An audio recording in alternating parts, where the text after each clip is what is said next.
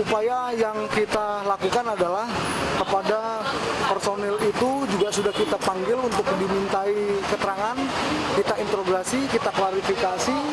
Kemudian selanjutnya memang ada tindakan disiplin yang sudah kita berikan kepada yang bersangkutan atas kejadian tersebut.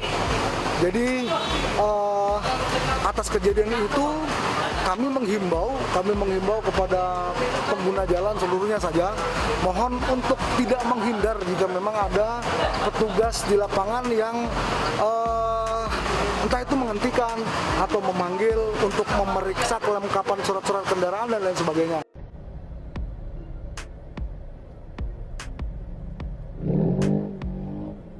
Udah lah, biar aku urus ngawur. Gimana? Jengkang kayak gini. Mungkin disuruh berhenti nggak mau. Nggak diadang di sini, atau dia mau jalan malah didorong gitu. Iya, dicegat Melayu tuh.